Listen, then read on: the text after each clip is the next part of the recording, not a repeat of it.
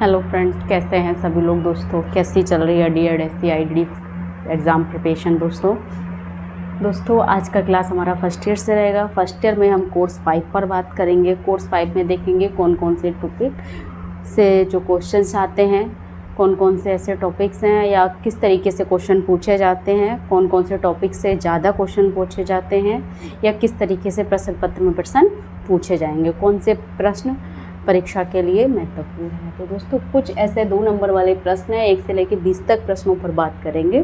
तो चलिए स्टार्ट करते हैं। जैसे कि कोर्स 5 का पहला क्वेश्चन ये है कि उपयुक्त शिक्षण विधियों, सीखने की रणनीतियों और निर्देशात्मक सामग्री के माध्यम से सीखने के एक बड़े लक्ष्य को प्राप्त करने की भूमिका कौन निभाता है। रिपीट करेंगे।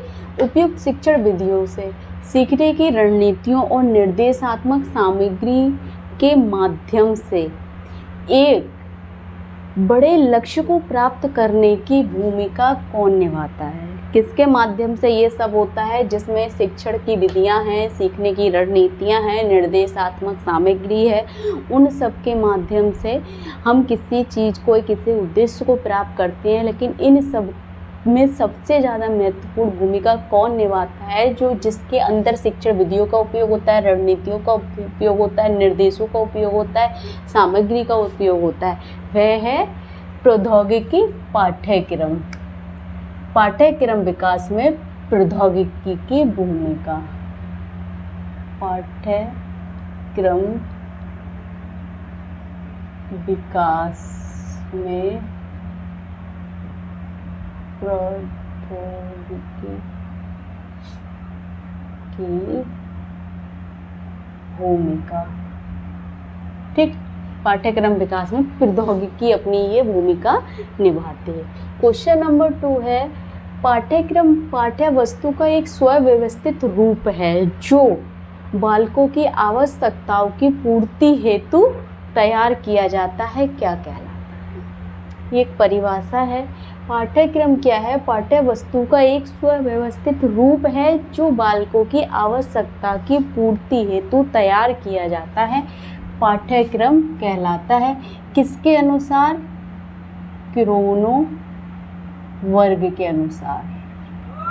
ठीक है, 2 नंबर में आएगा पाठ्यक्रम को परिभाषित कीजिए। तो एक लाइन में आपको पता होना चाहिए, पाठ्यक्रम पाठ्य वस्तु का एक स्वव्यवस्थित रूप है जो बालकों की आवश्यकता पूर्ति हेतु तैयार किया जाता है। ठीक है। क्वेश्चन नंबर 3 है, शिक्षण में शिक्षक तथा छात्र के माध्यम से शिक्षण में यानी कि टीचिंग में, शिक्षण में शिक्षक तथा छात्र के मध्य अंतःक्रिया कौन करता है। इन दोनों के बीच एक होता है पाठ्यक्रम। ठीक है। क्वेश्चन नंबर 4 है, अकादमिक, दैनिक जीवन, शारीरिक शिक्षा और खेल, सामाजिक, भावनात्मक, कला, व्यावसायिक, ये किसके क्षेत्र हैं। कुछ क्षेत्र बताए उन्होंने कौशलों के, जैसे शिक्षण में अकादमिक, दैनिक जीवन की क्रियाएं बताई उन्होंने, शारीरिक शिक्षा और खेल बताए हैं, सामाजिक और भावनात्मक कला बताई है और व्यवसायिक। ठीक है, ये सभी किसके क्षेत्र हैं? ये सभी कोर लर्निंग के क्षेत्र हैं। कोर लर्निंग के क्षेत्र हैं। ठीक। क्वेश्चन नंबर 5 है, सामान्य छात्रों के साथ विशेष आवश्यकता वाले छात्रों की सीखने की ज़रूरतों और लक्ष्यों और क्षमता के स्तर को सर्वोत्तम रूप से सिखाने के लिए क्या करना चाहिए। यानी कि विशेष आवश्यकता वाले जो बच्चे हैं, सामान्य बच्चों के साथ उन्हें सर्वोत्तम तरीके से सिखाना है, तो उसके लिए हमें क्या करना चाहिए। पाठ्यक्रम में अनुकूलन।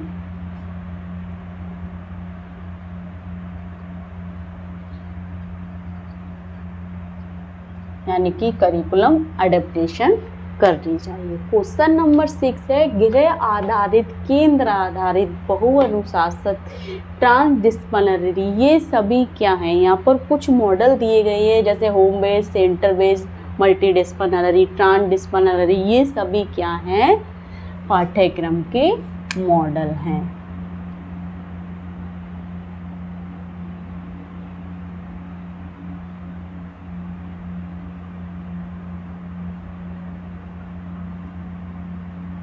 ठीक, क्वेश्चन नंबर 7 है शिक्षण प्रक्रियाओं को दिशा कौन प्रदान करता है, या शिक्षण प्रक्रियाओं को दिशा प्रदान कौन करता है, तो कौन करता है, पाठ्यक्रम।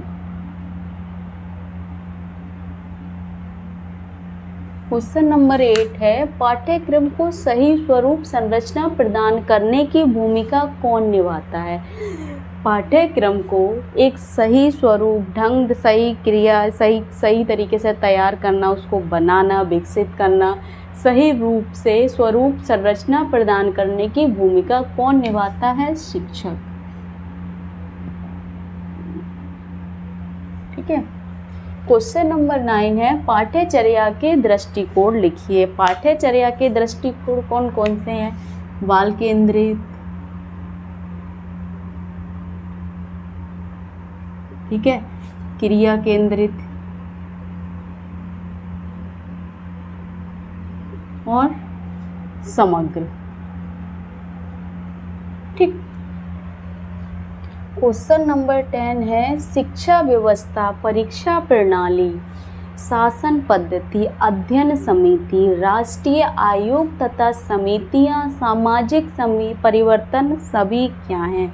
यहाँ पर उन्होंने कुछ चीज़ें दिए हैं, शिक्षा की व्यवस्था जिसमें परीक्षा प्रणाली दी है, शासन की पद्धति दी है, अध्ययन समिति दी है, राष्ट्रीय आयोग तथा सामाजिक परिवर्तन सभी क्या हैं, पाठ्यक्रम के घटक हैं, पाठ्यक्रम के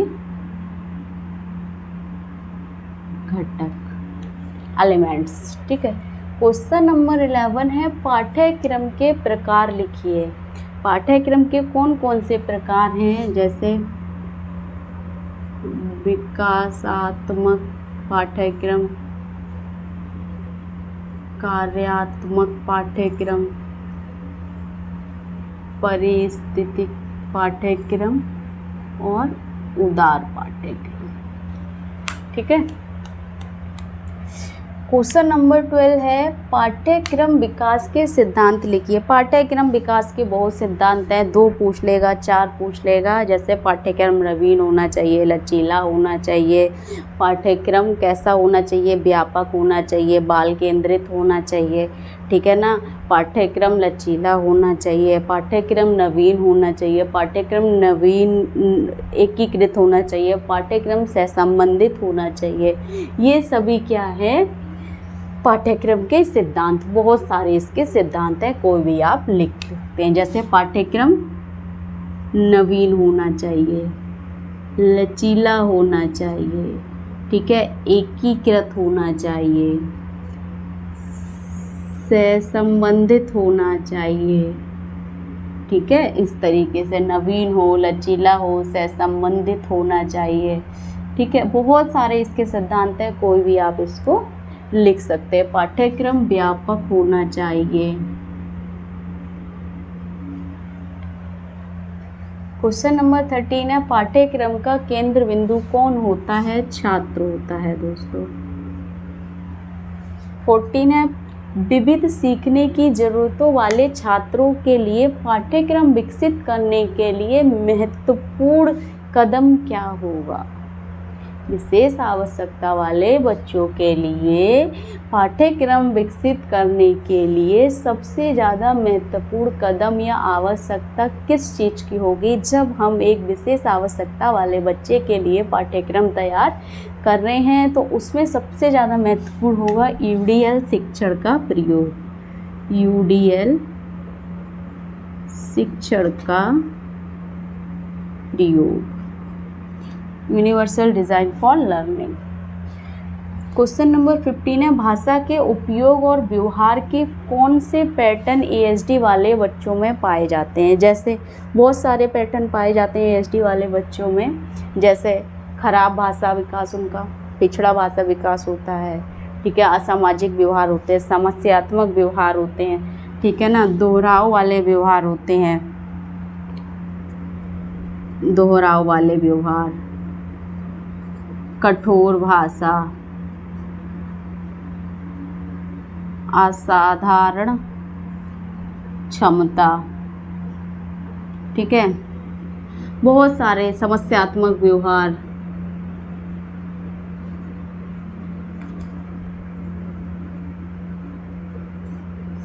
बहुत सारे हैं, कई सारे लिख सकते हैं। क्वेश्चन नंबर 16 है, समस्यात्मक व्यवहार को प्रबंधन करने की कौन सी रणनीतियां हैं। मुख्य रणनीतियां पूछी, बहुत सारी हैं, कोई भी लिख सकते हैं। समस्यात्मक व्यवहार को प्रबंधन करने की मुख्य रणनीतियां जैसे बिहेवियर मैनेजमेंट और ABC।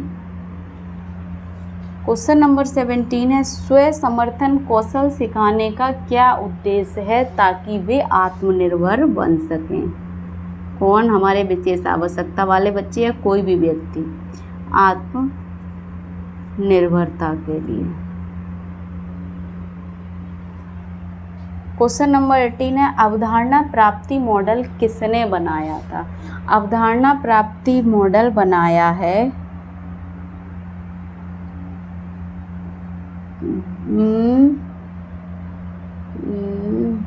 यूक्रेन, नहीं,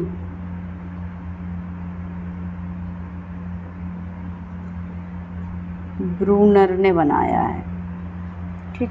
क्वेश्चन नंबर 19 है, पिरामिड योजना किसके द्वारा डिजाइन की गई है। एंडी बॉडी के द्वारा, एंडी बॉडी के द्वारा। क्वेश्चन नंबर 20 है, शिक्षा के लिए प्रभावी दृष्टिकोण जो सीखने के वातावरण की स्थापना और समर्थन के लिए एक व्यापक ढांचा प्रदान करता है। एक व्यापक ढांचा प्रदान कौन करता है, कौन करता है। पिरामिड योजना, यहाँ लिख देते हैं, पिरामिड योजना, ठीक है।